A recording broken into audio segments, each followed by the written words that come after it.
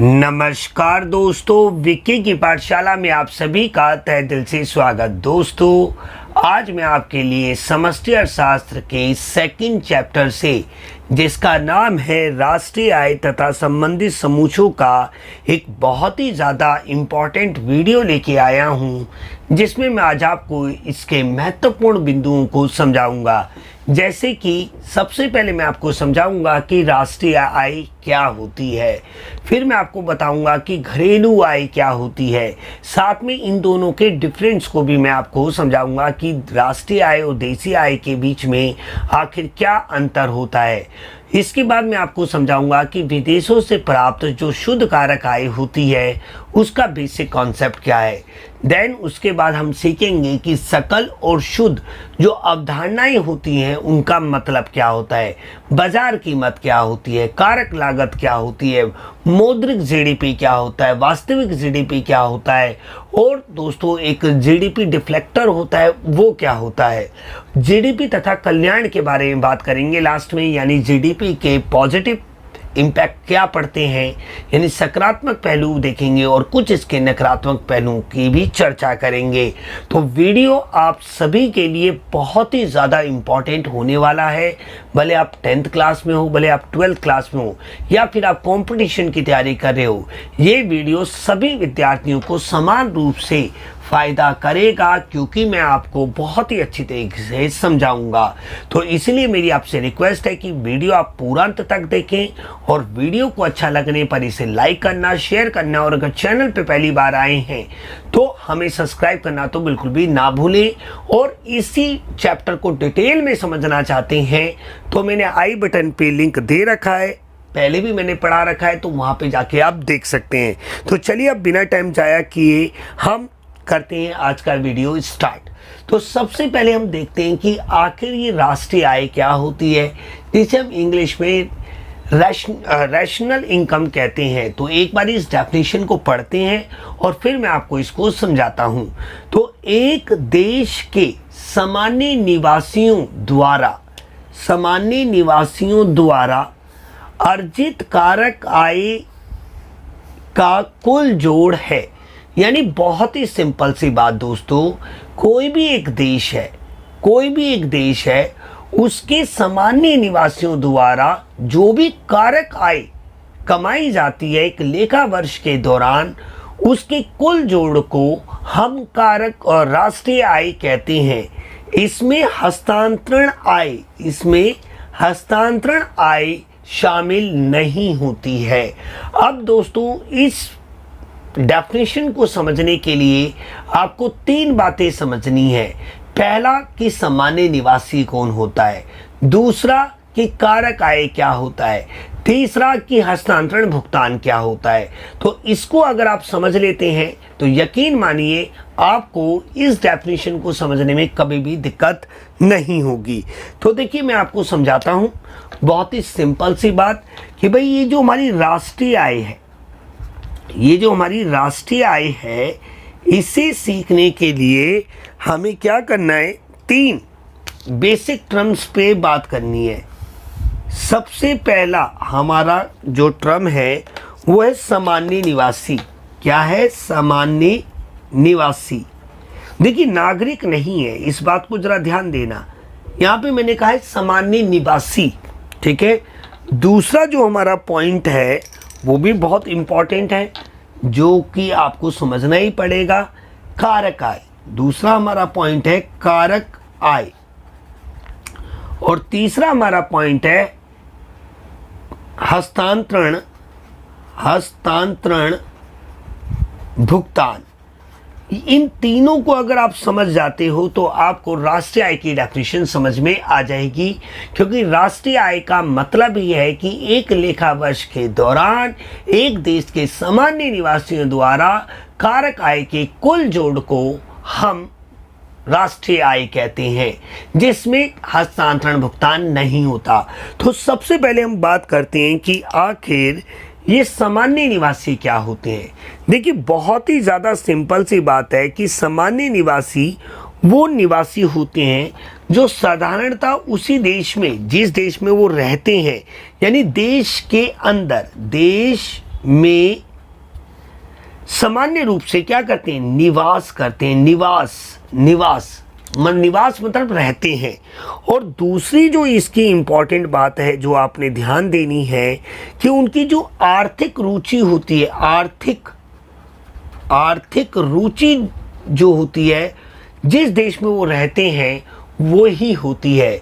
दोस्तों, एक होते हैं सामान्य निवासी। जैसे कि अगर मैं आपको एग्जाम्पल के थ्रू समझाऊं तो भारत जो देश है, भारत में अगर आप रहते हैं और भारत में ही कोई व्यापार करते हैं, भले वो आपका श्रम से रिलेटेड हो, पूंजी से हो, भूमि से हो या उद्गम से हो, यानी सामान्य निवासी वह निवासी होता है जो एक देश में वास करता है 1 साल या उससे अधिक समय के लिए, कम से कम 1 साल या उससे अधिक समय के लिए, और उसकी जो आर्थिक रुचि होती है, मतलब क्या कि वो अगर वो नौकरी करता है या कोई व्यापार करता है, कोई भी आर्थिक रुचि करता है, भले वो शेयर मार्केट में लगाता है, उसकी जो आर्थिक रुचि का जो केंद्र होता है ना, वही देश होता है जहां पे वो वास करता है।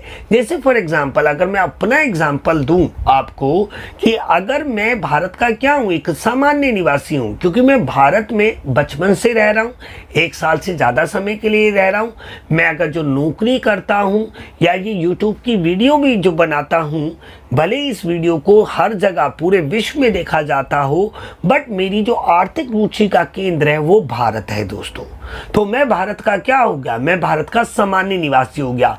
देखिए, नागरिक को ना जोड़े, नागरिक अलग चीज है, सामान्य निवासी अलग चीज है।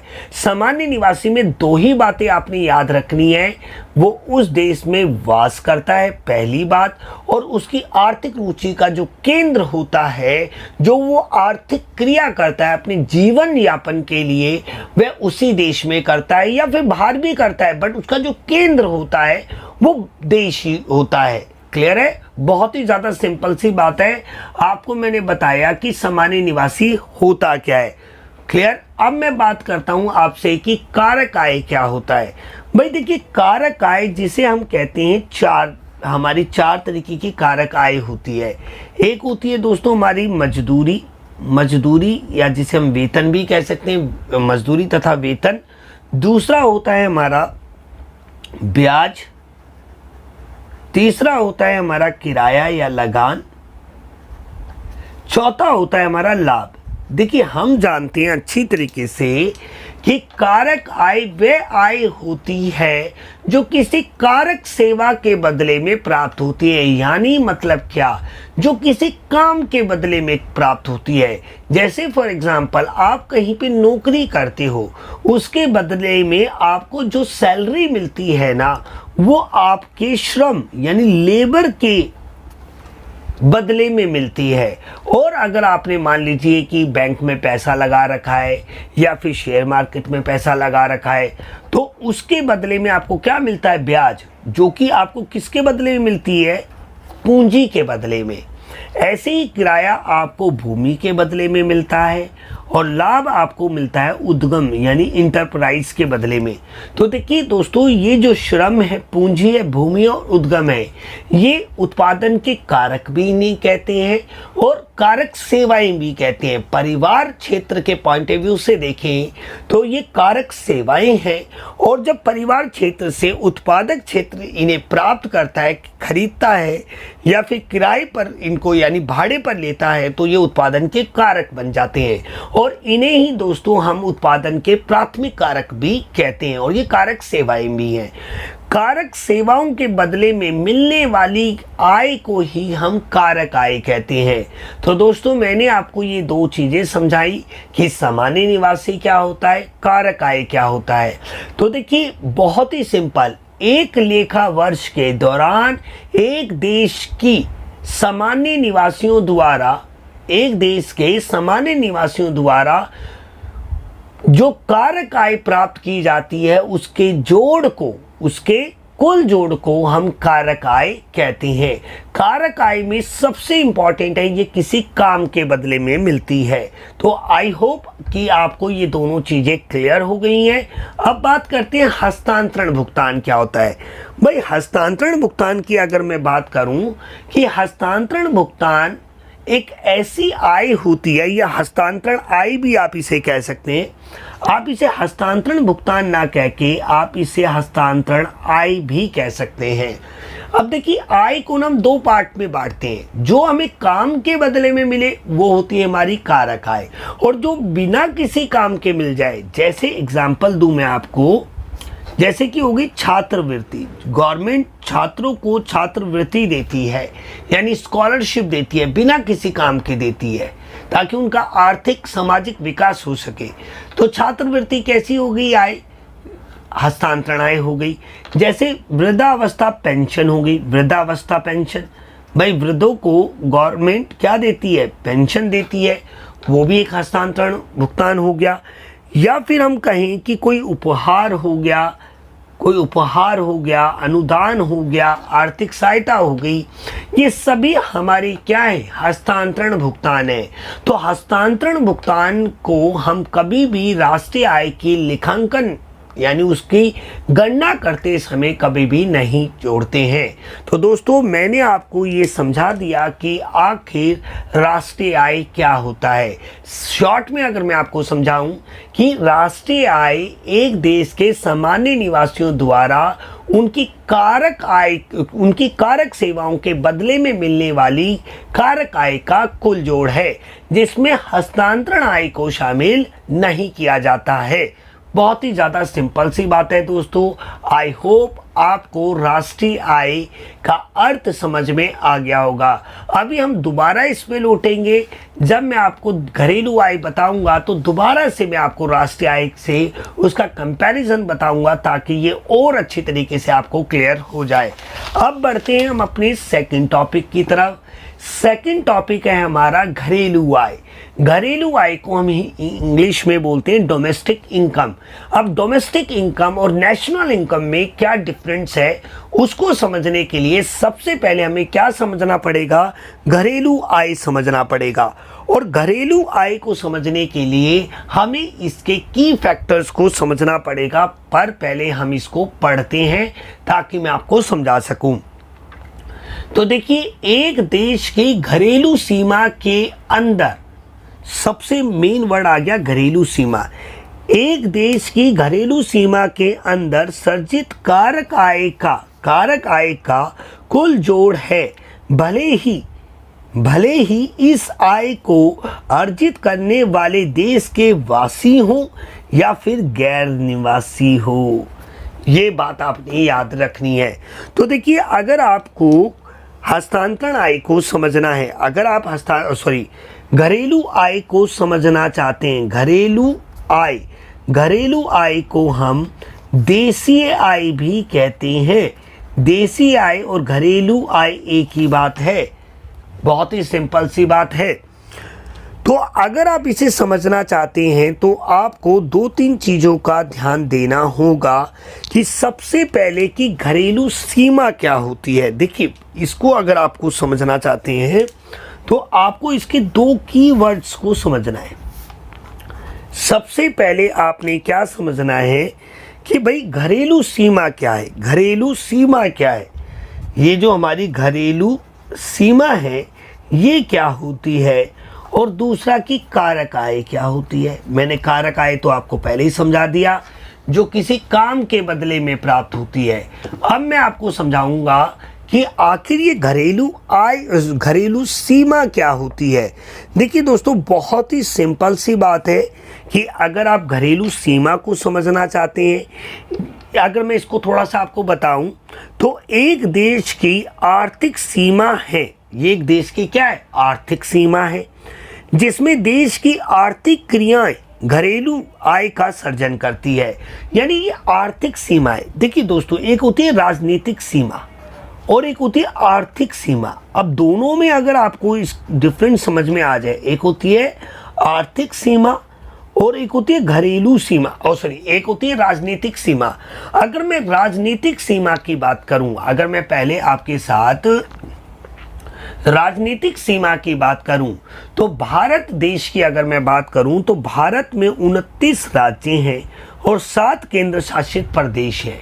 ठीक है, अगर मैं भारत की बात करूं तो ये मान लीजिए ये भारत है, कुछ इस तरीके का भारत है हमारा, सुंदर सा, बहुत ही सुंदर बन गया ये।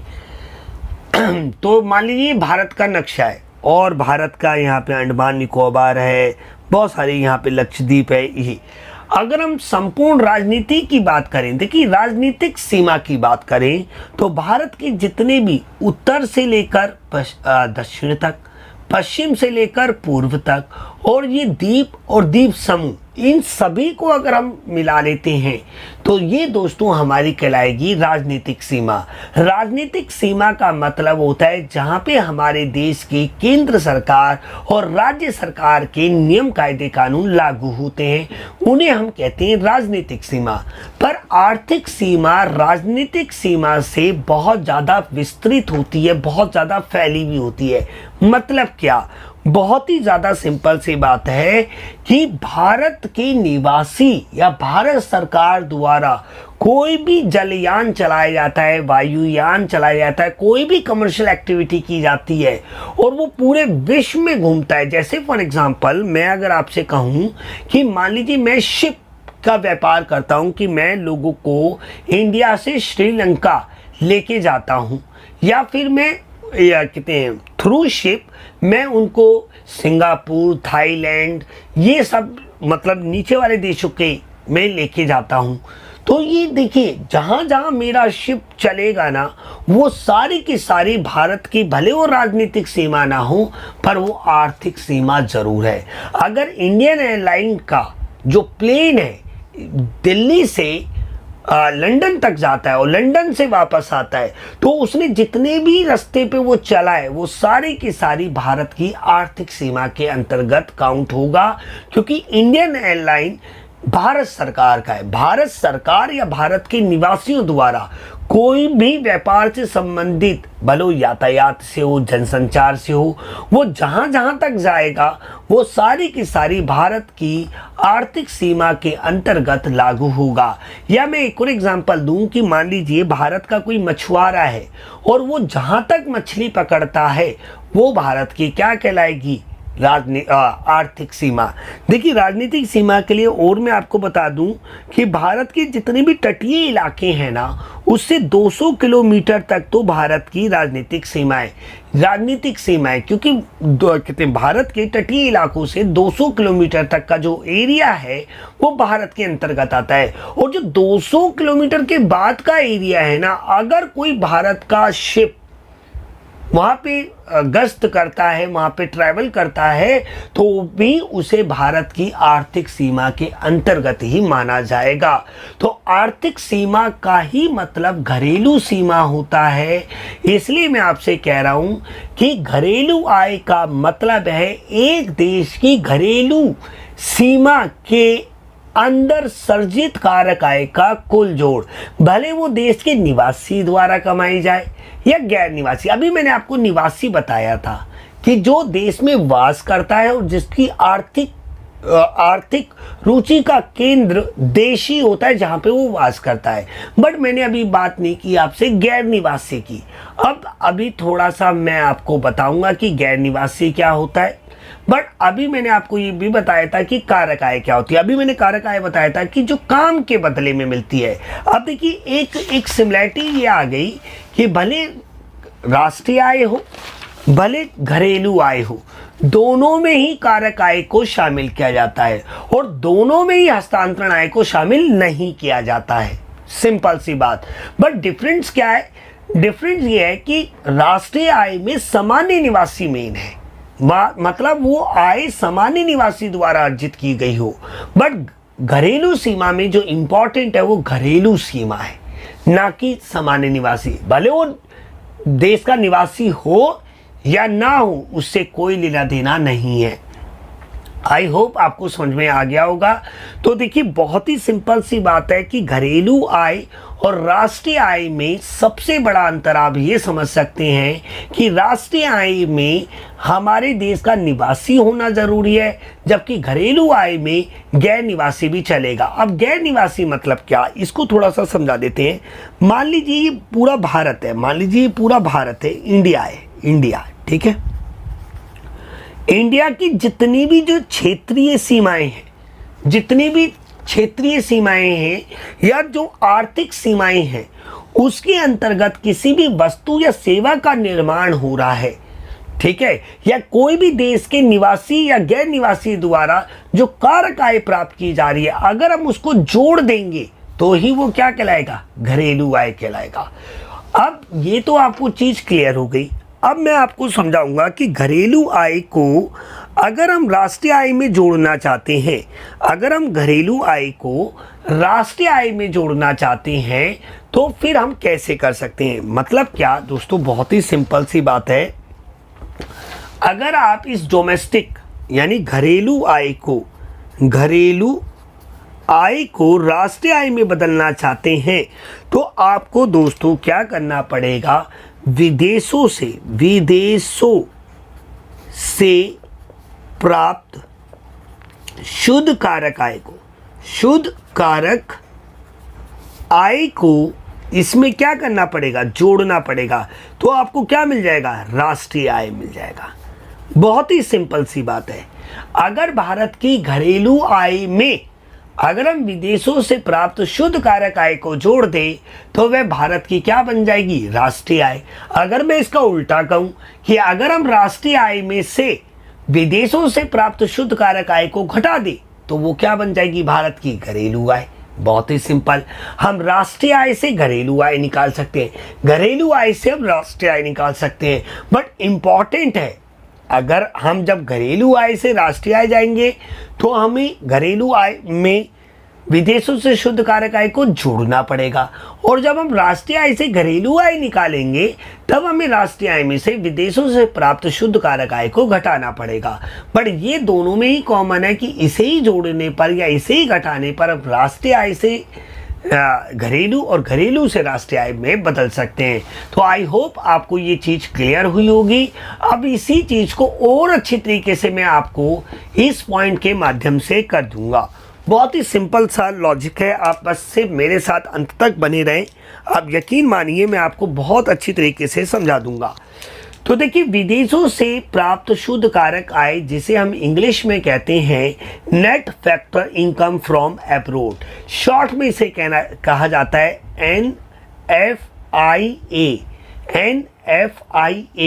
अब ये क्या होता है, देखिए बहुत ही सिंपल सी बात कि बहुत सारे गैर निवासी भारत की घरेलू आय यानी भारत के क्षेत्र आर्थिक सीमा में आके आर्थिक गतिविधियां करते हैं और पैसा कमाते हैं, और भारत के भी बहुत सारे निवासी दूसरे देशों में व्यापार करते हैं, आर्थिक क्रियाएं करते हैं जिनसे वो पैसा कमाते हैं। जैसे आप अच्छी तरीके से जानते हैं कि भारत यानी हिंदुस्तान से बहुत सारे लोग खाड़ी देशों में जाते हैं जहाँ पे तेल पाया जाता है, Iran, Iraq, Kuwait, Saudi Arabia, ये जितने भी देश हैं यहाँ से भारत के बहुत सारे लोग जाते हैं काम के लिए, वहाँ से पैसा कमाते हैं और भारत में भेजते हैं। तो मैं आपको एक बात ये समझाना चाह रहा हूँ कि विदेशों से प्राप्त शुद्ध कारक आय मतलब क्या होती है। बहुत ही सिंपल, देखिए बहुत सारे विश्व के बहुत सारे दूसरे देशों के ऐसे लोग हैं जो हमारे देश में आके कमाते हैं, और हमारे देश के भी बहुत सारे ऐसे लोग हैं जो दूसरे देशों में जाके कमाते हैं। उन दोनों के अंतर को ही दोस्तों हम विदेशों से प्राप्त शुद्ध कारक आय कहते हैं। कितना सिंपल है, बहुत ही ज़्यादा सिंपल है। इसको मैं पढ़ देता हूँ और ज़्यादा आपको क्लैरिटी आ जाएगी, और इसका फॉर्मूला भी मैं आपको लिख के दिखाऊंगा। देखिए, हमारे निवासी मतलब क्या, जो 1 साल या 1 से अधिक साल के लिए भारत में ही निवास करता है, जिसका आर्थिक क्रियाओं का जो केंद्र होता है वो भारत होता है। ये बात आपने याद रखनी है, निवासी कह रहा हूं। हमारे निवासियों द्वारा विदेशों से अर्जित कारक आय तथा हमारे देश में गैर निवासियों द्वारा अर्जित कारक आय का अंतर है। इसे और अच्छी तरीके से अगर आप समझना चाहते हैं तो आप ऐसे समझिए कि विदेशों से प्राप्त शुद्ध, जिसे हम निवल भी कहते हैं दोस्तों, शुद्ध और निवल का मतलब एक ही होता है। विदेशों से प्राप्त शुद्ध कारक आय इक्वल।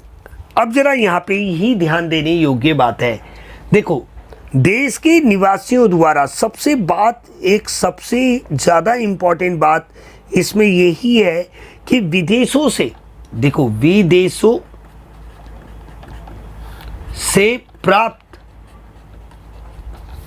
कारक आय, यानी जो हमारे देश के निवासी हैं जो विदेशों से प्राप्त करते हैं कारक आय, दूसरे देशों से प्राप्त करते हैं, अगर उसमें से हम विदेशियों यानी विदेशों से प्राप्त शुद्ध कारक आय या विदेशों को दी गई कारक आय,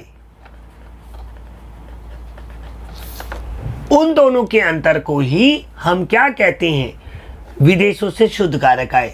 जैसे मैं आपको एग्जांपल दूं, जैसे कि अमेज़न कंपनी है, वो भारत की तो नहीं है ना, अमेरिका की है, भारत में व्यापार करके यहाँ से पैसा कमा के ले जाती है। तो जब हम भारतीय राष्ट्रीय आय की गणना करेंगे, नेशनल इनकम की गणना करेंगे, तब हम अमेज़न के द्वारा जो भी पैसा कमाया गया उसे माइनस कर देंगे। सिंपल सी बात, बहुत ही सिंपल है। अगर मान लीजिए रिलायंस कंपनी या भारत की कोई कंपनी अमेरिका में जाके व्यापार करती है और वहां से पैसा कमाती है, तो हम उसे क्या करेंगे, राष्ट्रीय आय के टाइम पे जोड़ देंगे। क्योंकि दोस्तों देश के निवासियों द्वारा जो विदेशों से प्राप्त कारक आय की जाती है उसे हम देशी आय में जोड़ देते हैं, और जो विदेशियों द्वारा जो कारक आय हमें प्राप्त की जाती है, जो विदेशी हमारे देश की क्षेत्रीय सीमाओं में आके व्यापार करके जो पैसा कमाते हैं उसे हमें घटाना होता है। तो बहुत ही सिंपल सी बात है, अभी मैंने आपको ये बात बताई कि अगर हम घरेलू आय को राष्ट्रीय आय में कन्वर्ट करना चाहते हैं तो हम विदेशों से प्राप्त शुद्ध कारक आय को जोड़ देते हैं। तो देखिए घरेलू आय में तो गैर निवासियों की भी कारक आय शामिल होती है, इसलिए दोस्तों जब हम घरेलू आय से राष्ट्रीय आय में बदलते हैं तो हम विदेशों से प्राप्त शुद्ध कारक आय जोड़ देते हैं, जिसमें जो भारत की घरेलू सीमा में जो कारक आय कमाई गई थी गैर निवासियों द्वारा वो हटा ली जाती है, ताकि भारत के निवासियों द्वारा ही कारक आय का कुल जोड़ प्राप्त हो सके और भारत की कुल राष्ट्रीय आय का पता लग सके। तो बहुत ही ज़्यादा सिंपल सी बात है दोस्तों, आपको ये याद रखनी है कि जब भी हम घरेलू आय को राष्ट्रीय आय में बदलना चाहते हैं तो हमें क्या करना है, हम इस चीज़ को ऐसे भी कह सकते हैं।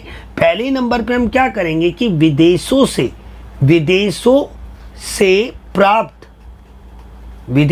प्राप्त जो कारक आय है उसे हम क्या कर सकते हैं, जोड़ सकते हैं। दूसरा पॉइंट हम इसको ऐसे कर सकते हैं, दूसरे पॉइंट में जो विदेशी यानी जो गैर निवासियों द्वारा हमारे देश की सीमाओं में जो पैसा कमाया गया है, विदेशों को दी गई कारक आय, उसको हम घटा देंगे। बहुत ही ज़्यादा सिंपल सी बात है कि घरेलू आय को राष्ट्रीय आय में बदलने के लिए हमें विदेशों से प्राप्त शुद्ध कारक आय को जोड़ना पड़ता है। तो आई होप आपको ये पहले 3 जो टॉपिक थे आपको बिल्कुल समझ में आ गए होंगे। अगर कोई डाउट रह रहा है तो कोई दिक्कत नहीं है, मैंने इनको बहुत ज़्यादा डिटेल में भी पढ़ा रखा है। आई बटन पे और डिस्क्रिप्शन में दोनों जगह पे मैंने लिंक दे रखा है, आप वहाँ पे जाके पढ़ेंगे, आपको और ज़्यादा समझ में आ जाएगा। अब बात करते हैं कि भाई ये जो शुद्ध अवधारणा होती है और ये निवल जो अवधारणा होती है, आखिर ये होती क्या है, इसका मतलब क्या है। तो देखिए बहुत सारे जो विद्यार्थी हैं वो कंफ्यूज होते हैं कि भाई ये सकल और निवल का मतलब क्या होता है, क्योंकि आज का जो वीडियो है ना बेसिक आपको समझाएंगे। बेसिक समझ में आ गया ना, आप सोच रहे होंगे कि भाई घरेलू आय के भी 4 पार्ट होते हैं कि सकल घरेलू उत्पाद, कारक लागत पर, वो सब नेक्स्ट चैप्टर में है। बट आज मैं आपको समझा रहा हूँ राष्ट्रीय आय क्या है, घरेलू आय क्या है, विदेशों से शुद्ध कारक आय क्या है, भाई सकल क्या होता है, निवल क्या होता है, बाजार कीमत क्या होती है, कारक लागत क्या होती है। ये बेसिक टर्म समझने के बाद आप अगले पार्ट में जब मैं आपको पढ़ाऊँगा तो उसमें मैं आपको भाई राष्ट्रीय आय के 4 रूपों के बारे में बताऊंगा, देशीय आय के 4 रूपों के बारे में बताऊंगा, बट वो तभी समझ पाओगे जब ये आपको बेसिक समझ में आएगा। इसलिए मैं आपसे कह रहा हूं कि इस वीडियो को 1-2 बार देखें आप, और अगर आपको नहीं समझ आया एक बारी में तो 2 बार आप इस वीडियो को देखें, बट देखें क्योंकि तभी आप नेक्स्ट चैप्टर को समझ पाएंगे। एनसीईआरटी ने इस चैप्टर को केवल एक ही पार्ट बना रखा है, पर टीआर जैन बुक ने इसको 2-3 पार्ट में कन्वर्ट कर रखा है। तो मैं आपको सारों की ब्रीफ समरी बताऊंगा जिससे आपको क्लियरिटी आ जाए, और डिटेल में मैं पहले ही पढ़ा चुका हूं। तो देखिए, सकल क्या होता है और निवल क्या होता है। भाई बहुत ही सिंपल सी बात है, इसको समझने के लिए आप एक चीज समझिए। देखिए, हम जानते हैं, देखो सकल और निवल को समझने के लिए आपको कुछ बेसिक टर्म समझने पड़ेंगे। सबसे पहले आपको समझना पड़ेगा कि उत्पादन क्या होता है। दूसरा आपको समझना पड़ेगा उत्पादन के कारक क्या होते हैं। उत्पादन के कारक क्या होते हैं। देखिए भाई, अगर मैं उत्पादन की बात करूं तो उत्पादन एक मूल्य वृद्धि की प्रक्रिया है। उत्पादन मतलब क्या? देखिए, जब आप गन्ने से चीनी में कन्वर्ट कर देते हो या कपास से कपड़े में कन्वर्ट कर देते हो, सिंपल सी बात, जब आप कपास से कपड़े में बदल देते हो या कपास से कॉपी यानी पेड़ से आप कॉपी बना लेते हो, यानी बहुत ही सिंपल है। उत्पादन क्या है? एक मूल्य वृद्धि की प्रक्रिया है। जब हम गन्ने का प्रयोग करके उसे चीनी में बदल देते हैं, देखो गन्ना हम प्राप्त करते हैं कृषि क्षेत्र से, जो कि हमारा प्राथमिक क्षेत्र है, और उसे हम द्वितीयक क्षेत्र में जाके, जिसे हम विनिर्माण क्षेत्र कहते हैं, उसे चीनी के रूप में बदल देते हैं। किससे बदल देते हैं? चीनी के रूप में बदल देते हैं। तो चीनी जो है ना, वो क्या है? हमारा एक प्रोडक्ट है, और ये जो प्रोडक्ट जिस प्रक्रिया, जिस प्रोसेस से निकल के आया है, उसे ही हम प्रोडक्शन कहते हैं, यानी उत्पादन कहते हैं। दोस्तों, उत्पादन क्या है? दो बातें मैं आपको इसकी बताऊंगा कि पहला, ये वस्तु तथा सेवा में उपयोगिता का सृजन करता है, उपयोगिता का सृजन करता है, यानी उपयोगिता बनाता है। और दूसरा, ये मूल्य वृद्धि करता है, मूल्य वृद्धि। अब मैं आपको इसको दोनों को और अच्छे तरीके से बताता हूं। देखिए, उपयोगिता का सृजन का मतलब क्या हो गया? बहुत ही इंपॉर्टेंट बात बताऊंगा, जरा समझना। देखिए, उपयोगिता क्या है? जब आपको चाय बनानी हो और अगर आप अपने पतीले में गन्ना ठूसो, यानी गन्ना लाओ, गन्ने को छीलो, उसके छोटे छोटे पीस करो, गन्ने को ही डालो, तो वो इतना उपयोगी नहीं है, इतना कन्वीनियंट नहीं है। बट जब हम गन्ने से चीनी बना लेते हैं, तो जब हमें चाय बनानी होती है तो हम बहुत आसानी से लिया और डाल दिया। क्लियर है? अगर मान लीजिए ये जो कॉपी है, ये किससे बनी है भाई? मतलब सिंपल सी बात है, किसी पेड़ से बनी है, पौधे से बनी है। अगर मैं पत्ते पे लिखता तो इतना कन्वीनियंट नहीं होता, पर ये अभी कॉपी में बदल गया है, तो ये मेरे लिए बहुत ज़्यादा सुविधाजनक हो गई है। तो मेरे लिए इसकी उपयोगिता, यानी उत्पादन में क्या होता है दोस्तों, किसी भी प्राथमिक उत्पाद के मूल्य में क्या कर दे, उपयोगिता में वृद्धि कर दी जाती है। जैसे फॉर एग्जाम्पल, जो आप कपड़े पहनते हो, मान लीजिए अगर आप कपास लपेटे होते तो क्या इतना कंफर्टेबल लगता? आपको नहीं लगता, सिंपल सी बात है। बट जब हम कपास से कपड़े बदल देते हैं, तो जब हम उन्हें पहनते हैं तो हमें क्या लगता है? बहुत अच्छा लगता है और बहुत कंफर्टेबल लगता है, क्योंकि हमारी उपयोगिता बढ़ गई। तो उत्पादन क्या है? एक उपयोगिता का सृजन करता है। सबसे पहली बात कि उत्पादन में हम प्राथमिक उत्पादकों को द्वितीयक क्षेत्र में लाके उनकी उपयोगिता को बढ़ा देते हैं, पहली बात। अब उपयोगिता बढ़ गई दोस्तों, तो मूल्य भी बढ़ेगा। सिंपल सी बात है, बहुत ही सिंपल सी बात। गन्ना सस्ता था भाई, बट जब गन्ने से चीनी बना लिया आपने, तो नेचुरल सी बात है कि उसकी उपयोगिता बढ़ गई, तो भैया उसकी कीमत भी बढ़ गई। तो उत्पादन, आई होप आपको समझ में आ गया। अब दोस्तों, उत्पादन के कारक क्या होते हैं? बहुत ही इंपॉर्टेंट है ये उत्पादन के कारक। भाई, उत्पादन करने के लिए हमें क्या चाहिए? हमें श्रम चाहिए, हमें पूंजी चाहिए, हमें भूमि चाहिए, हमें उद्गम चाहिए, जो कि हमारे क्या है? उत्पादन के कारक। और हमें कच्चा माल भी चाहिए, यानी उत्पादन प्रक्रिया में उत्पादन प्रक्रिया को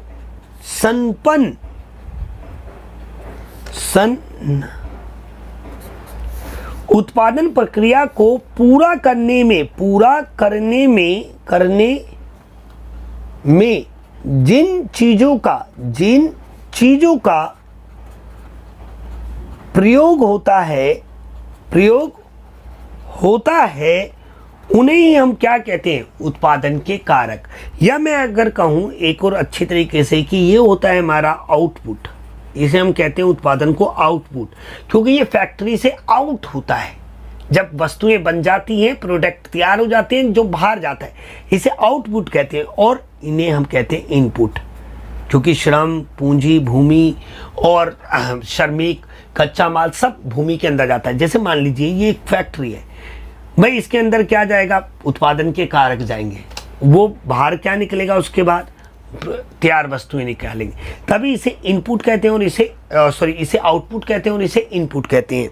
अब जरा देखते जाइए, मैं आपको सकल और निवल की अवधारणा को बहुत अच्छी तरीके से समझाऊंगा डिटेल में, क्योंकि मेरे सब्सक्राइबर ने कहा है कि सर आप खुल के बोला करें, तो मैं अब खुल के ही बोल रहा हूं, क्योंकि भले वीडियो कितना भी लंबा हो जाए बट मैं अपना पूरा ज्ञान आपको बताना चाहूँगा।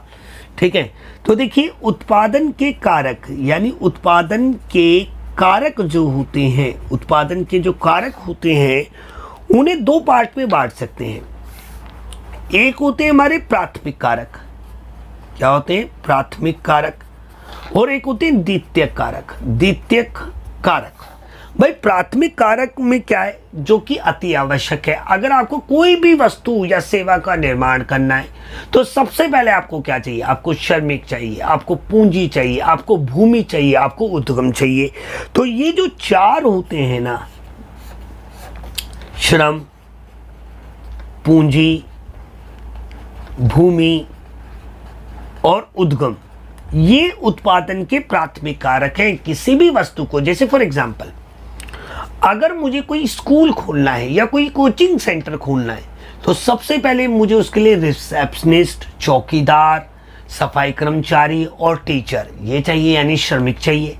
दूसरा, उन श्रमिकों को पैसा देने के लिए सैलरी चाहिए, कोई किराए पे मकान लेने के लिए भी पैसा चाहिए, वहाँ पे बोर्ड लेना है, बोर्ड लगाने, एडवर्टाइजमेंट चाहिए, उसके लिए पैसा चाहिए।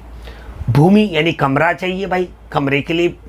और फिर अपना मैं जो कोचिंग सेंटर का ऑनर होगा, उद्गम जो सबको मैनेज करेगा, ये चाहिए। तो ये चार चीजें तो आपको किसी भी वस्तु या सेवा के निर्माण में सबसे पहले चाहिए, तो इसलिए हम कहते हैं इसे प्राथमिक कारक। दूसरे होते हैं द्वितीयक कारक। द्वितीयक कारक में आ जाता है सबसे इंपॉर्टेंट हमारा कच्चा माल हो गया, दूसरा बिजली हो गई भाई, पानी हो गया, अस्थायी कर्मचारी हो गए, ये सभी हमारे द्वितीयक कारक है। अब देखिए दोस्तों, जो प्राथमिक कारक है उसमें हमारी एक आती है पूंजी, और इन्हीं पूंजी से हम क्या खरीदते हैं, हम खरीदते हैं भैया मशीनें, और इन मशीनों का हम क्या करते हैं, उत्पादन प्रक्रिया में अनेक बार प्रयोग करते हैं। भाई कच्चा माल तो हर बार हमें नया चाहिए, बट मशीन तो हम एक बार खरीदते हैं और अनेक बार उसका उपयोग करते हैं। बट जैसे जैसे हम उसका उपयोग करते जाते हैं दोस्तों, तो उसके मूल्य में क्या आती है, कमी आती है। उसके मूल्य में कमी होती है, क्योंकि कोई मशीन अगर आपने 10 साल पहले 2 लाख रुपए की ली थी, क्या 10 साल बाद भी वो 2 लाख की होगी? नहीं दोस्तों, सिंपल सी बात है। जैसे जैसे आप उसका उपभोग करते जाओगे, उत्पादन प्रक्रिया में उसका इस्तेमाल करते जाओगे, तो स्थिर पूंजी का उपभोग होता है। तो देखिए, इन्हें हम फिक्स एसेट्स भी कह सकते हैं, इन्हें हम करंट एसेट्स भी कह सकते हैं। इन पे जो पैसा खर्च किया जाता है उन्हें फिक्स इन्वेस्टमेंट कह सकते हैं, और इन पे जो पैसा खर्च किया जाता है उसे इन्वेंट्री इन्वेस्टमेंट कहते हैं। मैंने पिछले वीडियो में ये बहुत अच्छी तरीके से बताया है, जब पहला चैप्टर मैंने पढ़ाया था। आई बटन पे मैंने लिंक दिया है, अब वहाँ पे जाके देख सकते हैं।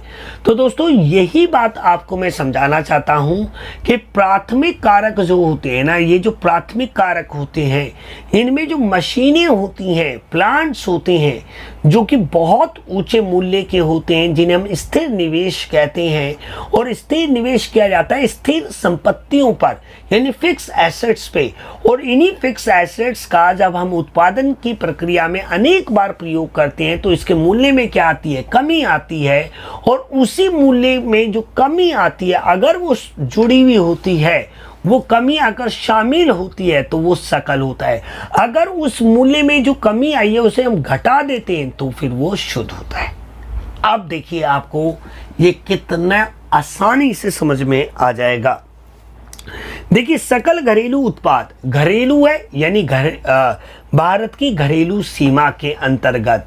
बट घरेलू सीमा का मतलब यहाँ पे राजनीतिक सीमा नहीं है। कौन सी सीमा है?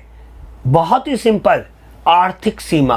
और आर्थिक सीमा पूरा विश्व हो सकता है। अगर कोई भारत सरकार या भारत के निवासी द्वारा कोई भी चीज का जो उसका मालिक है, और अगर मेरा कोई एरोप्लेन है पूरे वर्ल्ड में घूम रहा है, तो वो भारत की आर्थिक सीमा के ही अंतर्गत में आएगा। दोस्तों राजनीतिक सीमा अलग होती है और आर्थिक सीमा अलग होती है। राजनीतिक सीमा से ज्यादा बढ़ के होती है आर्थिक सीमा।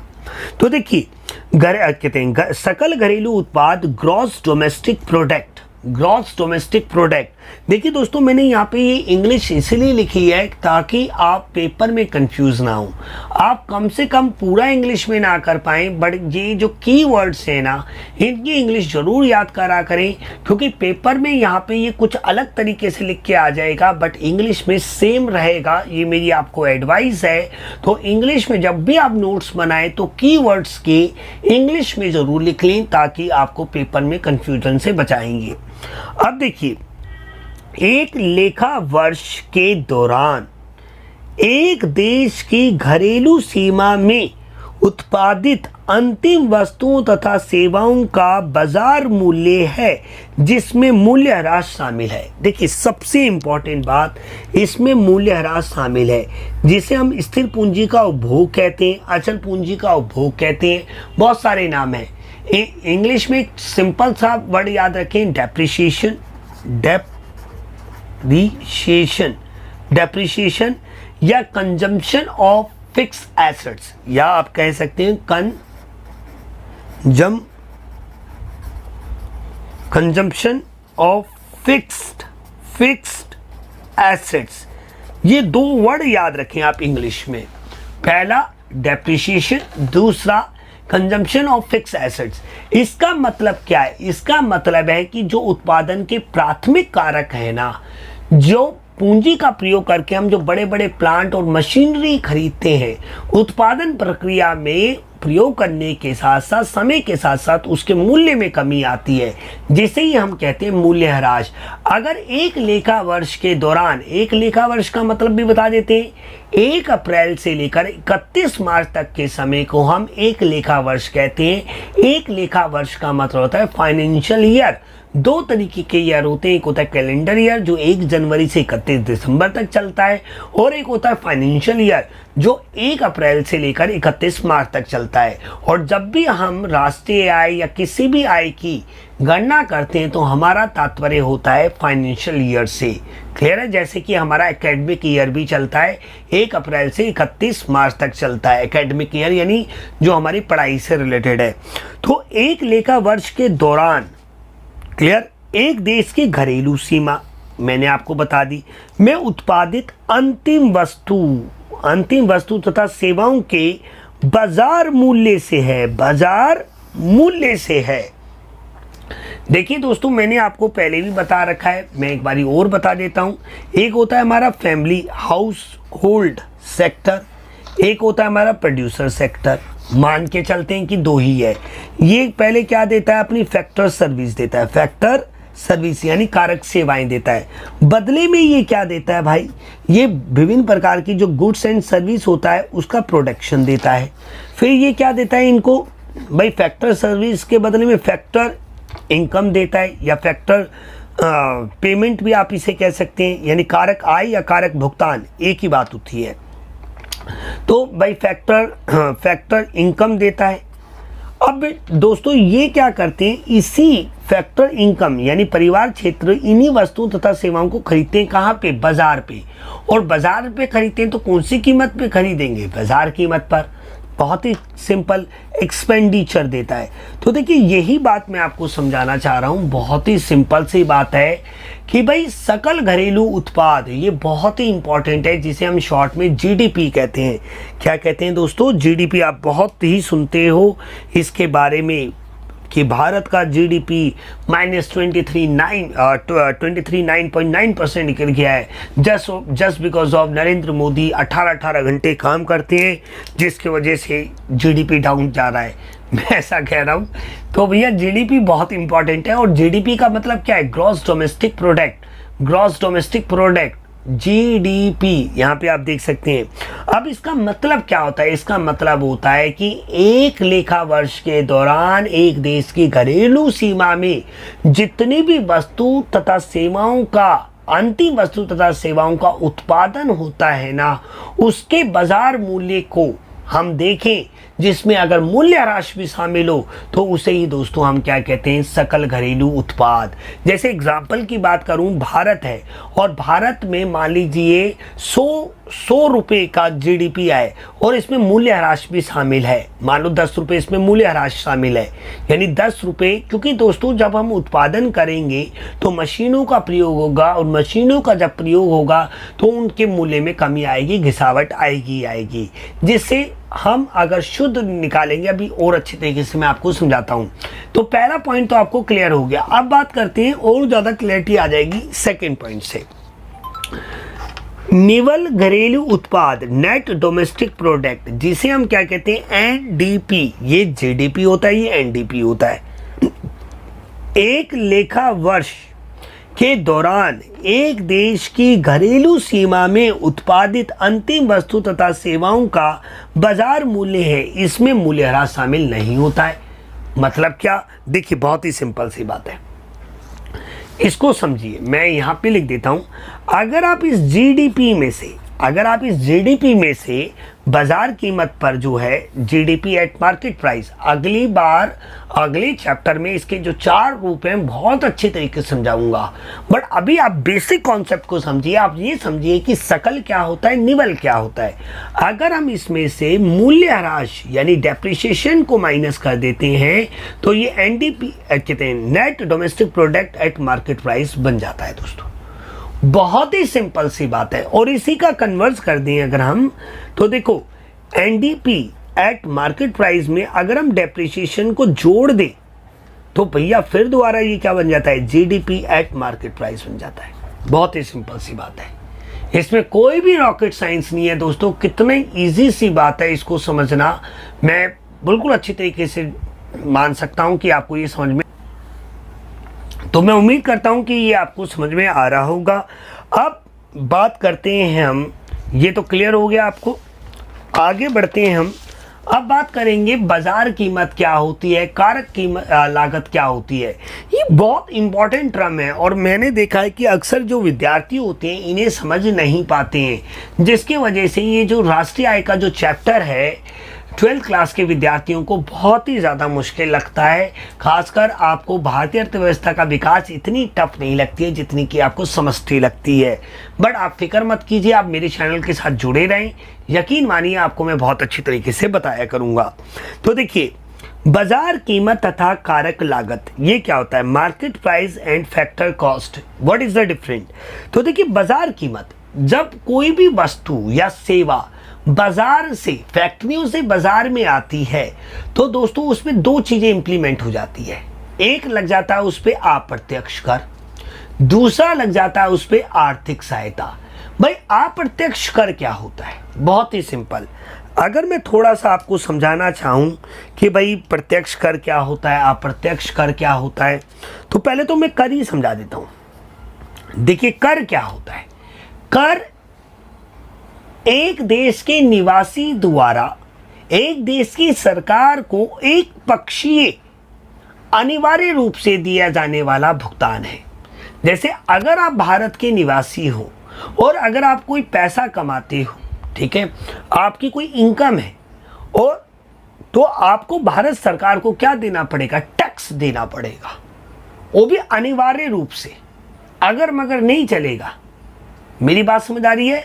आपको 100% टैक्स देना ही पड़ेगा। अगर नहीं देंगे तो सिंपल सी बात है, आप पे कानूनी कार्रवाई की जा सकती है। तो मैं इसको लिख सकता हूं कि ये क्या है? एक अनिवार्य भुगतान है। अनिवार्य भुगतान, एक पक्षीय अनिवार्य भुगतान। इसके बदले में आपको कुछ मिलेगा ऐसा जरूरी नहीं है कि आप ही को मिलेगा, आपको देना जरूर है देश के आर्थिक विकास के लिए, क्योंकि देश के संचालन, प्रशासन, इन सब के लिए, सुरक्षा, इन सब के लिए देश की सरकार को हमें क्या देना पड़ता है?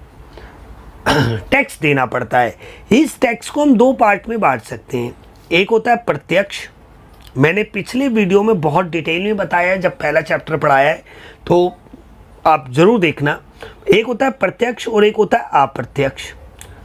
भाई प्रत्यक्ष क्या होता है? बहुत ही सिंपल सी बात, प्रत्यक्ष कर वह कर होता है जो जिस व्यक्ति पर लगाया जाता है वह उसी को उसका भुगतान करना पड़ता है, वह अंतिम भार उसका दूसरों पे नहीं टाल सकता। जैसे कि आयकर हो गया, इनकम टैक्स, संपत्ति कर हो गया यानी प्रॉपर्टी टैक्स, ये हमारे प्रत्यक्ष कर के एग्जाम्पल हैं। अप्रत्यक्ष कर क्या होता है दोस्तों?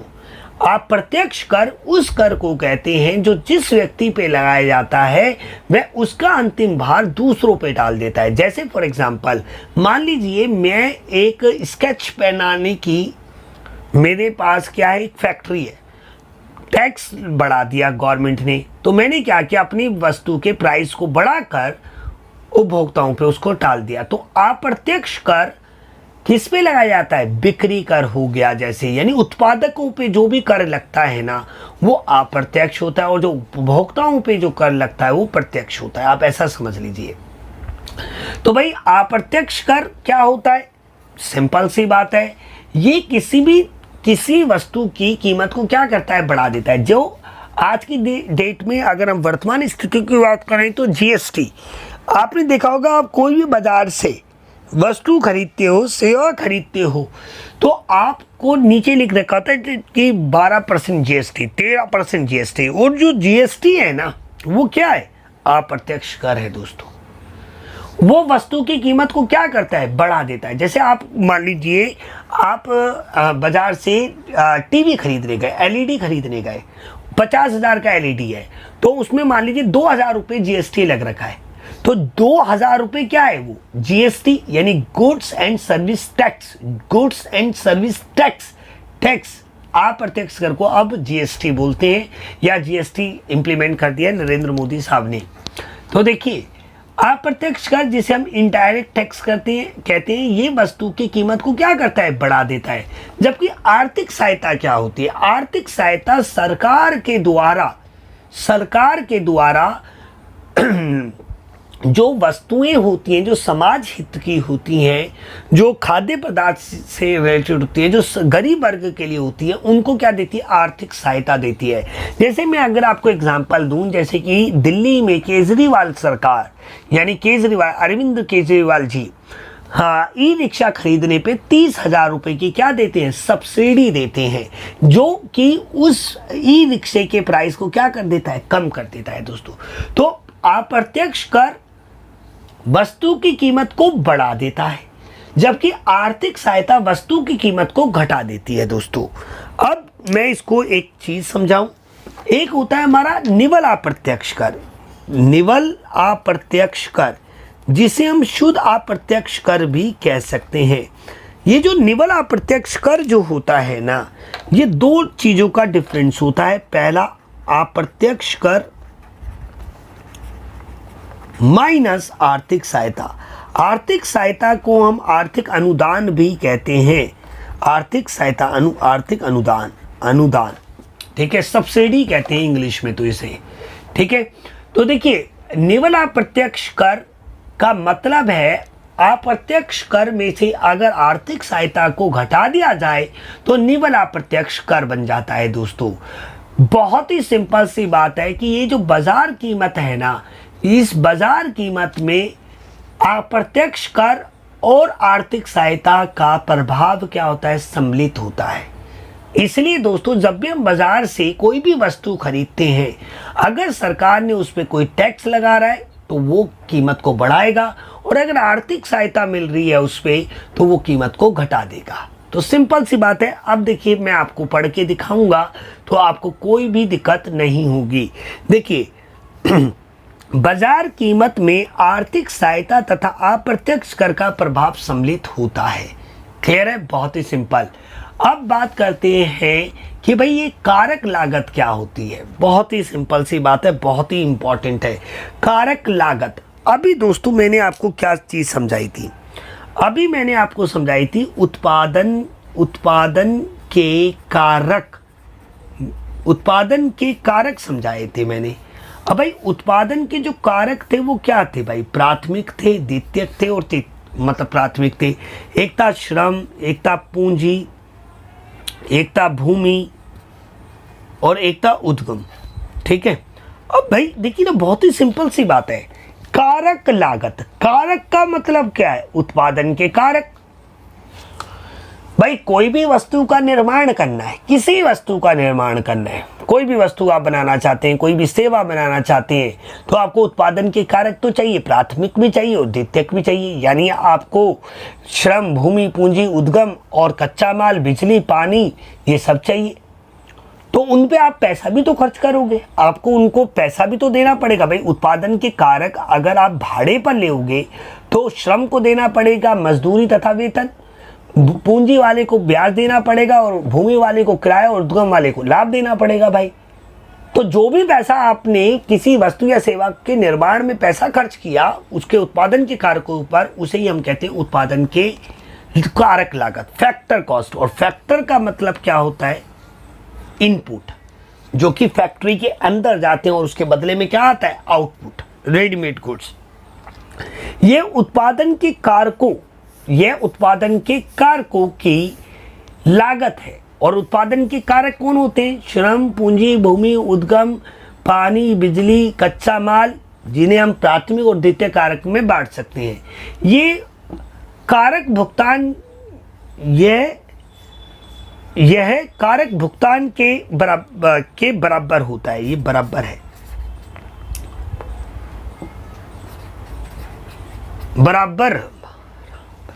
ये कारक भुगतान के बराबर होता है। देखिए अगर हम बात करें तो भाई हम इस कारक लागत को कारक भुगतान भी कह सकते हैं।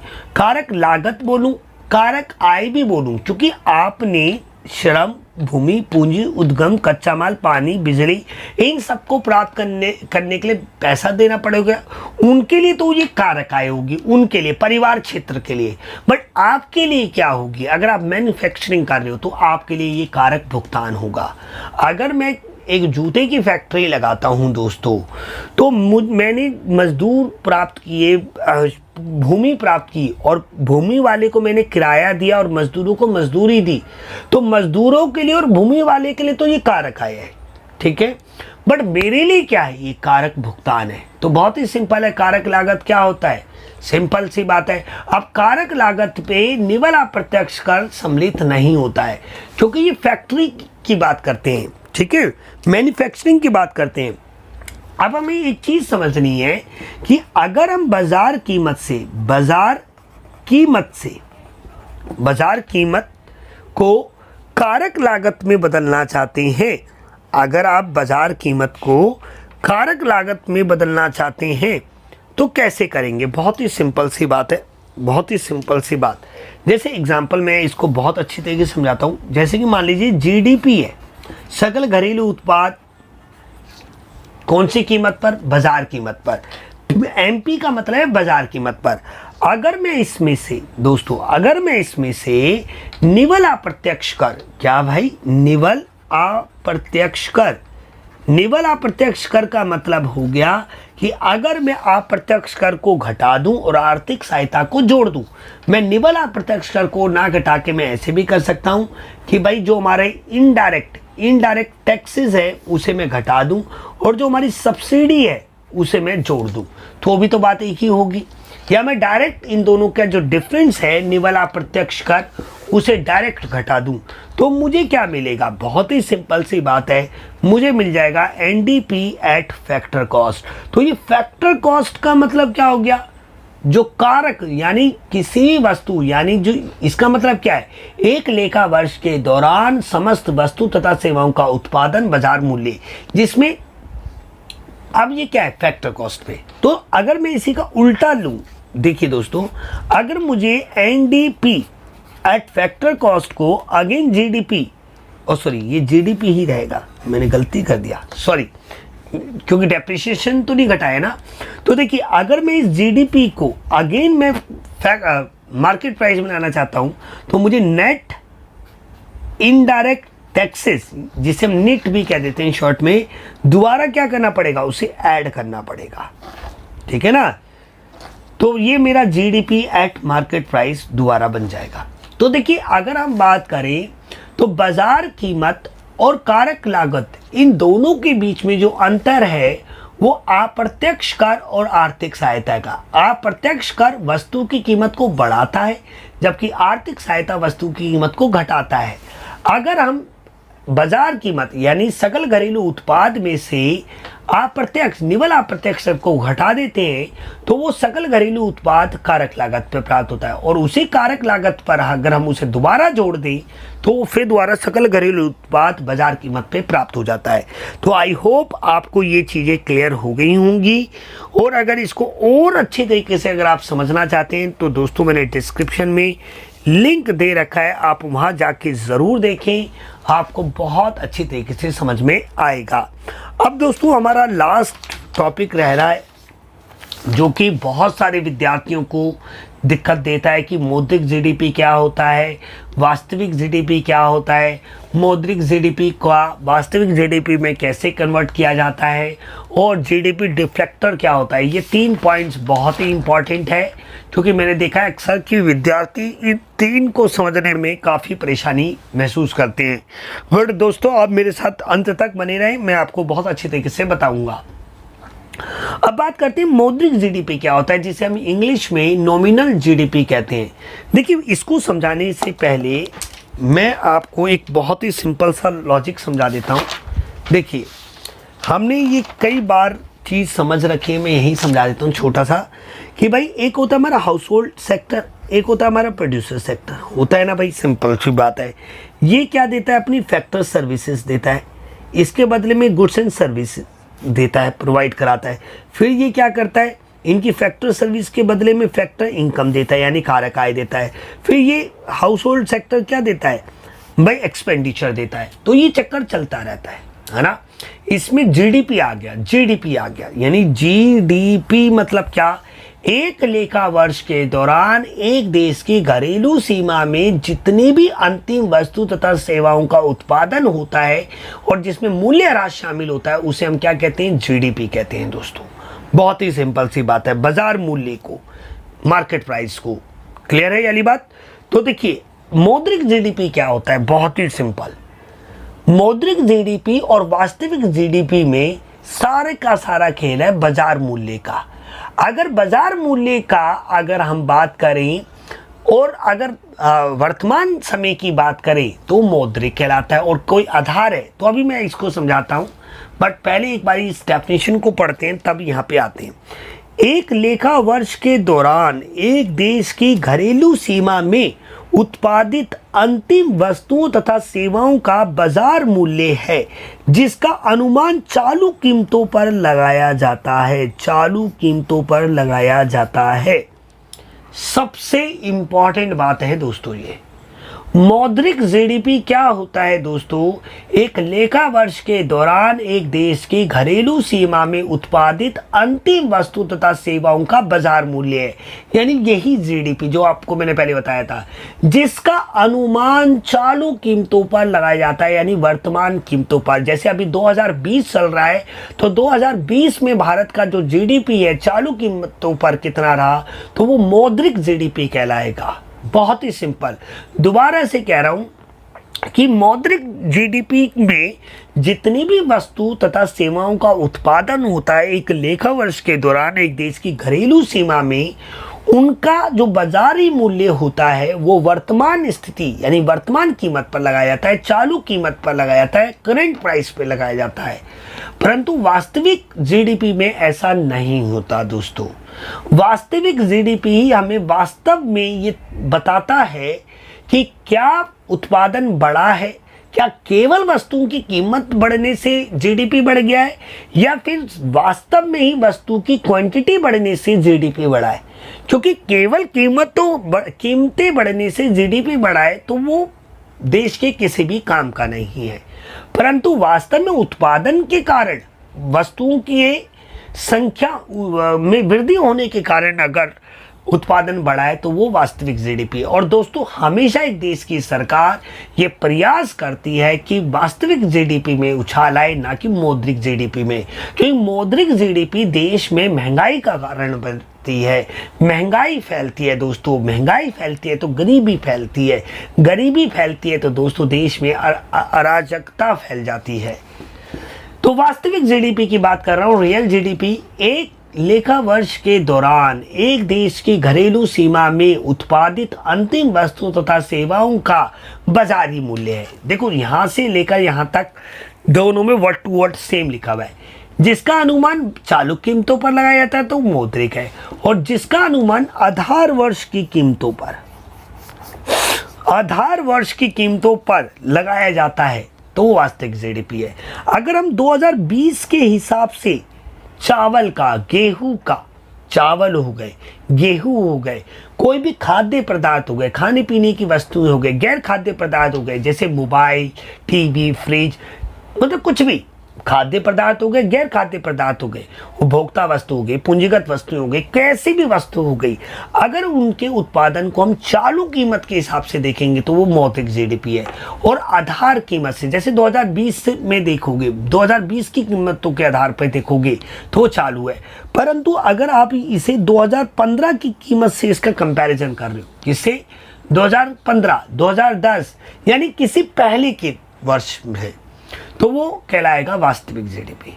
अब देखिए मौद्रिक जीडीपी में तो ना उत्पादन में बिना वृद्धि हुए भी वृद्धि हो सकती है, बट वास्तविक जीडीपी में ऐसा नहीं होता। अब दोस्तों देश की गवर्नमेंट के पास, देश के गवर्नमेंट के लिए मौद्रिक जीडीपी का कोई महत्व नहीं होता, महत्व होता है वास्तविक जीडीपी का। अब आपको ये भी पता होना चाहिए कि हम किस प्रकार मौद्रिक जीडीपी को वास्तविक जीडीपी में कन्वर्ट कर सकते हैं। बहुत ही सिंपल है, मौद्रिक जीडीपी का वास्तविक जीडीपी में परिवर्तन बहुत ही सिंपल है। देखिए मौद्रिक जीडीपी को हम कीमत सूचकांक से भाग करते हैं, जिसे हम गुणा कर देते हैं 100 से, तो हमें मिल जाता है क्या, वास्तविक जीडीपी। जैसे मान लीजिए मौद्रिक जीडीपी है 100, ठीक, और कीमत सूचकांक है 20, तो 100/20 गुणा 100, ठीक है। ये जीरो इससे कटा, ये इससे कट गया, ये आ गया 50, तो भैया ये आ गया 500, ठीक है। एक जीरो से ये जीरो कटा, ये 50 हो गया, ये आ गया 500। तो देखिए मौद्रिक जीडीपी तो 100 था, परंतु वास्तविक जीडीपी कितना आया हमारा, 500 आ गया। क्लियर है। तो इस तरीके से हम करते हैं, ये कैलकुलेशन नहीं है, बट आप यहाँ पे एक सबसे इंपॉर्टेंट चीज़ देखिए कि अगर हमें मौद्रिक जीडीपी को वास्तविक जीडीपी से डिवाइड करना है तो हमें कीमत सूचकांक से डिवाइड करना पड़ेगा। अब ये कीमत सूचकांक क्या होता है दोस्तों, जिसे हम जीडीपी, ये हिंदी में तो अलग अजीब सा नाम है बट इंग्लिश में आसान है, जीडीपी डिफ्लेक्टर,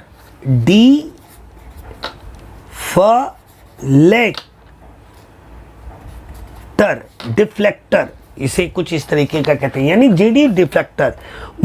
इसके लिए 3 बातें याद रखना है, ये आ सकता है एग्जाम में पूछा जा सकता है कि मौद्रिक जीडीपी तथा वास्तविक जीडीपी का अनुपात है। अगर जितना मौद्रिक जीडीपी होता है, मान लीजिए मौद्रिक जीडीपी है 100 और वास्तविक जीडीपी है 50, तो इनका अनुपात क्या हो गया भाई, सिंपल सी बात है 2।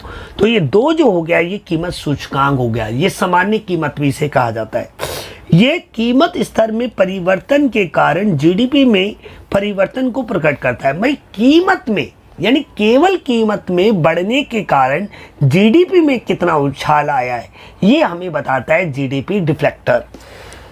इसे कीमत सूचकांक भी कहा जाता है, जो कि मतलब ये कीमत सूचकांक कहा जाता है। तो बहुत ही सिंपल सी बात है, पहले अगर आप मौद्रिक जीडीपी को वास्तविक जीडीपी में कन्वर्ट करना चाहते हो तो पहले आपको क्या करना पड़ेगा, पहले आपको मौद्रिक जीडीपी को वास्तविक जीडीपी से डिवाइड करवाना पड़ेगा। आपको रेशो जो मिलेगा वो कीमत सूचकांक होना पड़ेगा। उसके बाद आपको अगेन मौद्रिक जीडीपी को कीमत सूचकांक से डिवाइड करके 100 से गुणा करोगे, तब आपको वास्तविक जीडीपी मिल जाएगा।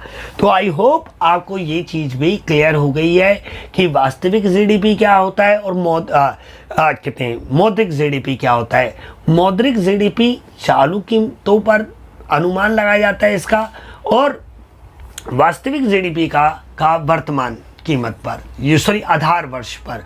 आधार वर्ष हमेशा भूतकाल का कोई भी वर्ष होता है, इस बात को आप याद रखें। तो ये भी आपको चीज़ क्लियर हो गई। अब लास्ट टॉपिक है हमारा जीडीपी तथा कल्याण। मैं मानता हूं दोस्तों कि वीडियो काफ़ी लंबा हो गया है, बट मुझे किसी ने कहा था कि आप बिल्कुल खुल के बताइए, तो मैंने खुल के ही आपको बताया है। देखिए, जीडीपी तथा कल्याण, अगर हम जीडीपी बढ़ने के कारण देश की अर्थव्यवस्था पे क्या इम्पैक्ट पड़ते हैं, तो बहुत सारे अच्छे इम्पैक्ट पड़ते हैं।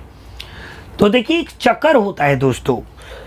अगर वास्तविक जीडीपी में वृद्धि होती है, वास्तविक, यहां पे एक वर्ड जरा ध्यान दे दीजिए, वास्तविक, मौद्रिक नहीं। मैंने आपसे पहले ही कहा मौद्रिक जीडीपी केवल महंगाई बढ़ने का, क्योंकि वस्तु तथा सेवाओं के उत्पादन में तो कोई वृद्धि नहीं हुई, यानी उनकी संख्या में कोई वृद्धि नहीं हुई, केवल उनकी कीमत में वृद्धि हुई। और केवल कीमत में वृद्धि होने से तो क्या होगा, नेचुरल सी बात है कि उनके महंगाई बढ़ेगी, और महंगाई बढ़ने से दोस्तों गरीबी बढ़ेगी। आपको मैं भारतीय अर्थव्यवस्था का विकास में गरीबी का जो चैप्टर पढ़ा रहा हूँ उसमें मैंने ये बात आपको बताई। तो वास्तविक जीडीपी में वृद्धि होने से रोजगार के स्तर में वृद्धि होगी, क्योंकि देखिए वास्तविक जीडीपी में वृद्धि होगी तो वृद्धि के लिए हमें श्रमिक भी तो चाहिए, उत्पादन करने के लिए हमें श्रमिक चाहिए, क्योंकि उत्पादन का जो प्रमुख कारक है वो क्या है, श्रम चाहिए। तो भाई रोजगार में वृद्धि होगी। अब जब रोजगार में वृद्धि होगी तो आय में वृद्धि होगी, जब आय में वृद्धि होगी तो जो कुल मांग है ना उसमें भी वृद्धि होगी। अब कुल मांग में ही, मांग दो तरीके की होती है भाई, एक उपभोग, अगर कोई उत्पादक कोई वस्तु खरीदता है अपने पर्सनल यूज के लिए तो वो उपभोग कहलाता है, परंतु वो व्यापारिक उद्देश्य के लिए खरीदता है तो वो क्या कहलाता है, व्यापार कहलाता है। सिंपल सी बात है। तो देखिए, वास्तविक जीडीपी में वृद्धि होगी तो रोजगार में वृद्धि होगी, रोजगार में वृद्धि होगी तो आय में होगी, आय में वृद्धि होगी तो मांग में होगी।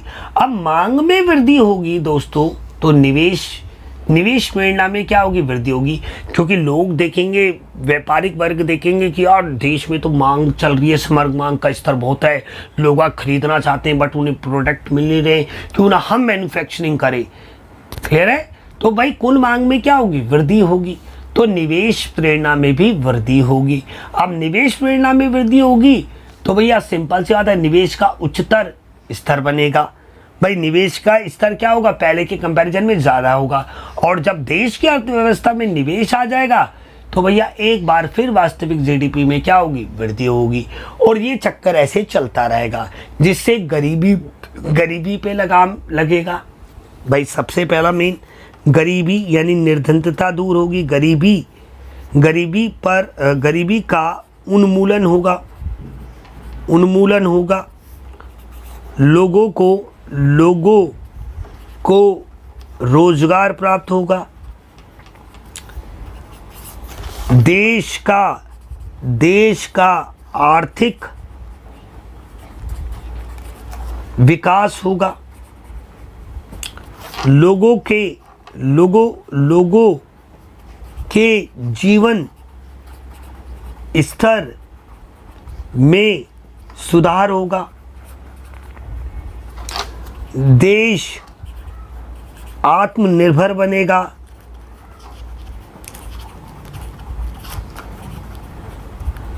अनेक ऐसे आप लिख सकते हैं, मैंने तो आपको कुछ ही चंद लिखवाए हैं।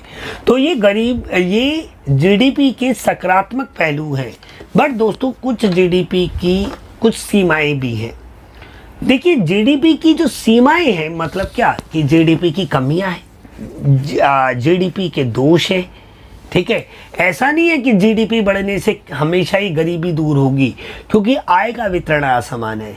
क्योंकि भारत के 100 रुपये अगर जीडीपी है तो उसमें से जो 80 रुपये हैं और जो 20 है, अगर मैं 2 टुकड़े बांट दूं तो 80% जो पैसा है वो केवल 20% लोगों के पास है, और जो 20% पैसा है ना वो 80 लोगों के पास है। तो जीडीपी बढ़ने से देश के गरीब वर्ग का भी फायदा होगा ऐसा ज़रूरी नहीं है, क्योंकि आय का वितरण हमारे देश में क्या है, बहुत असमान है। कुछ ही बड़े बड़े उद्योग घराने, टाटा अंबानी, ये धीरूभाई अंबानी हो गए, या मुकेश अंबानी हो गया, या गौतम अदानी हो गया, लक्ष्मीनारायण मित्तल हो गया, रतन टाटा हो गया, बहुत सारे ऐसे बड़े बड़े उद्योगपति हैं जो बहुत बड़ा पार्ट जीडीपी का हथिया लेते हैं। मैं ये नहीं कहूँगा कि वो हथिया लेते हैं, भाई उनमें कैपेबिलिटी है, पैसा है उनके पास, वो पैसे से पैसा कमाना बहुत ईजी होता है। बट दोस्तों, उससे गरीबी बढ़ती है। जीडीपी की रचना ही खराब है। मतलब जीडीपी का जो रचना है ना वो बिल्कुल बेकार है। गैर मौद्रिक विनिमय क्या मतलब, भारत के ग्रामीण क्षेत्रों में आज भी को बहुत सारे ऐसे लेन देन किए जाते हैं जिसमें मुद्रा का लेन देन होता ही नहीं है। मुद्रा का लेन देन नहीं होता तो जीडीपी का उल्लंघन हो गया। क्योंकि भाई जो ठाकुर मतलब जो भी गांव में होते हैं वो लोग ऐसा करते हैं, बाहर थे। मतलब क्या कि बाहर, जैसे कि आर्थिक 2008 में हमारे विश्व में क्या आया था भाई, महामंदी आई थी, तो भारत पे भी उसका इम्पैक्ट पड़ा था। जैसे अभी कोरोना आया, कौन लाया, चाइना लाया, ठीक है। तो चाइना में आई थी ये बीमारी, बट उसका इम्पैक्ट हमको भी भुगतना पड़ा, तो वो होती है भारत है। तो ये कुछ मतलब इसकी कमियां भी हैं, इसकी कुछ खूबियां भी हैं।